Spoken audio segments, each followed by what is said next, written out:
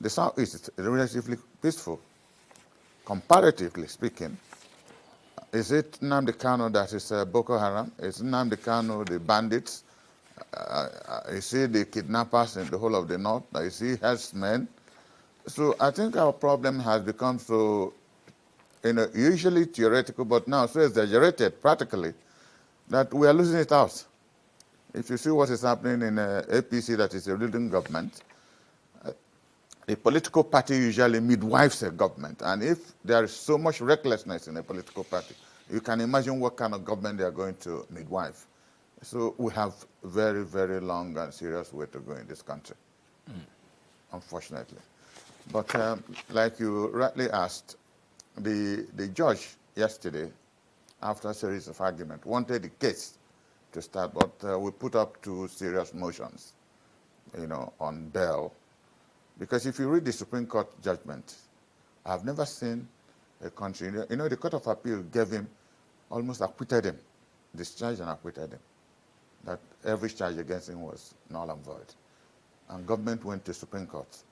And if there were 10 cases the government put up, now they can won 9. The only one that happened that they said they should go back to the High Court, to start the case afresh, which is where we are today. How can we go back to the High Court? When the Supreme Court of Nigeria, and our lawyers told Justice Nyako yesterday, the Supreme Court said there was government recklessness in using security officers to stampede his company, his father's compound, with a view to doing whatever, we don't know. And he ran away for his life. And the Supreme Court said he did not jump bail. He was running for his life. If you were the one that lorry loads of military people come into your compound, what are you supposed to do?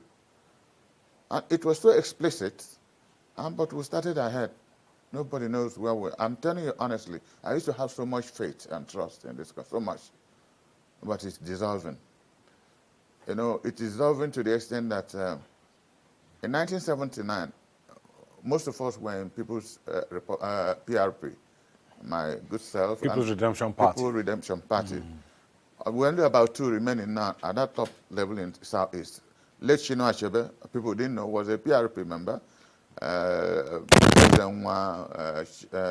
Chukwu Merije, SG Koku. So many of us would believe in Aminu Kano with a view to changing the course of history in this country. It didn't quite work out. But at the airport in Enugu, I said this once on this platform. I asked Aminu Kano one question, and he looked at me. That was the day he made me his special advisor for the whole East. He said, Dan, a people that build cannot destroy. That the Igbos have built virtually everything in this country, and they cannot destroy. That he has always known this from his association with Nnamdi Azikiwe. But he warned that anytime we see serious fighting, bloodletting in the North, that will be the beginning of the end. I felt very sad. And, until recently when Dr. Junaidu Mohammed was still alive, each time he calls me, he said, Dan, do you remember what Aminu Kano said at the airport? Look at what is happening in the Northeast, Northwest, North Central, virtually everywhere. So look at the agitation a few days ago in the Yoruba nation said something. Is it Nnamdi Kano that is saying that?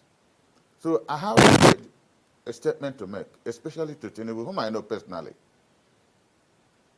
For any grievance, for any conflict, for any protest, summary is about unresolved grievance. There are problems that people have refused to address or taking those problems for granted. And this comes back to what I say, situational politics. When it is convenient for them, good. If it's not convenient for them, always. Because when you carry somebody else's dead body, going to bury, you and I will Might be in a as well vehicle be going to a drink. banana stem. Yeah, it doesn't mean anything. But if it happens to you, you start feeling it. So this conflict of thinking is something this country has to check. And I pray God. I regard Tinubu as a very smart fellow. 8 years as governor of Lagos State, there was nothing we didn't do. We took the other 5 states. He was able to survive. That was when I knew he was a smart guy. We met several in London. And I said, what pushes you? And he would be laughing. And look at it, he's president of Nigeria today. All those who argued with me, they lost their bet. I said, don't take this man for granted. He's already thinking of 2027. Whether we reach there is a different matter. So on Nnamdi Kano's case, if he has good advisors and they go through all the Court of Appeal said and the Supreme Court said, they should release the young man. I know the last time he appeared in the court, he said if the government releases him, he will help not just to bring security to the Southeast, essentially because there are people using his name to create problems, killing people, maiming people, kidnapping people, then in the Southeast. That is a statement that a serious government should have taken, a second look at. Because if you have many battles going on, that's what Igbos have a saying. If you are fighting in 3 or 4 locations, and they are very difficult battles, you buy drinks for 2 of the fighters. So they will be drinking. When you finish with the other 2 battles, you come back to them again. They think you have settled the matter. So, but by then they'll be drunk. They will be drunk by the time you get back. But Nigeria is fighting harm, especially everywhere we are fighting. Diplomatically, politically, economically, there's battle all over the place. And this government has refused to make mention of the disaster that was Muhammad Buhari, a man who shouldn't have, because it will collapse in our hands, and it will be terrible. This is a beautiful country. Only God knew why he put all of us together. Why have we refused to discuss our problem? I don't want to take you up on that just yet. Maybe not on this particular discussion, but I'd want us to go back and look at something that you mentioned earlier on. You talked about the need for government to take another look at the Nnamdi Kanu situation and find a political solution to that problem. But we also know that, of course, from one of the things you also mentioned, that the Supreme Court had ruled on virtually all the charges that were brought against him, and the only one that is left is the one that is before Justice Nyako now.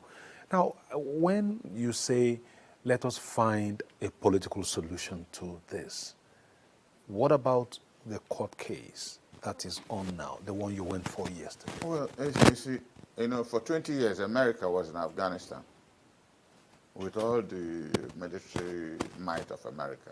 They disgracefully left the place. Before then, Russia was in Afghanistan for 10 years, and they were disgraced out of it. But that one is different because it's country to country. But now, this is an internal problem. We are not fighting a war with any country. Communities are being bombed. I don't know if missiles have not been fired. There are collateral damages going on all over the country in the name of terrorism. This again, coming back to the word I use, stochastic terrorism, when you, demonize people just for perception. I say, I believe you will do this. Who's being demonized now? That's what exactly is happening with Nnamdi Kanu. Oh, okay. Because all he says is spoken word. Has he waged war against Nigeria? No. All he said did that, the local names. Zik did that. Dr. Chikobi did that. His son, one of the most brilliant shots in this country, Ansat Mustafa. I have never seen a Northerner naming any of his child Okeko Okafor. I have never seen it. I have never seen it. We are everywhere in this country. Come to Enugu, you will not see one property owned by anybody outside the Igbo land. You will not see. Go to Port Harcourt where they milk the oil. You will not see any investment. That is not love. If there is no love, there will not be a nation. People have to show love before you can have nationhood. That is the suspicion, and I refer it again to situational politics. When it is convenient, then we are Nigerians. If it's not convenient, we'll start looking for alternatives. All right. Now, these issues are issues that need to be taken care of very, very carefully. I'm wondering if Nnamdi Kanu's release is affected now, like you are advocating for, like a lot of people have been advocating for, outside of the court case, maybe the government files a nolle prosequi or whatever solution is found to the issues that we're talking about here. What does the country really stand to gain from this, if that is the case? What I'm praying for, let the Southeast not escalate like the Northeast and Northwest and part of North Central, because that will be the end of the news. And when Igbos start a problem, they see to the end. I mean, the Civil War was a reference point. Once you push them to the wall, they don't care. If you have 1 million people in front of them, they don't care. Especially when they are convinced that they have done nothing wrong. So if the person being demonized because of sports, bring me out the hope, lost the hope or the courage to encourage that process. But Chief Ulasi, let me interrupt you because when I listen to this kind of assertions, when I have this kind of discussions, I want to ask, are there any moves using back channels to push this argument forward with government? Well, you know, I cannot publicly make that kind of discussion because it's not diplomatically convenient. But whether something is going on, something is going on, at least on my own part and a few other people. We are trying to, you know, impress on government that this chap will help them a lot better than they are demonizing him. This is not the government that demonized him. We knew why Buhari did what he did. He didn't start today.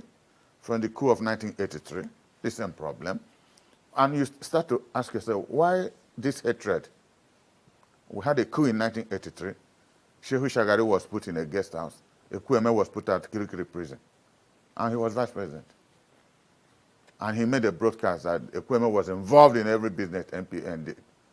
Only General Ibrahim Babangida had to change that when he took over power. It wasn't true. So I don't know why the man, Muhammad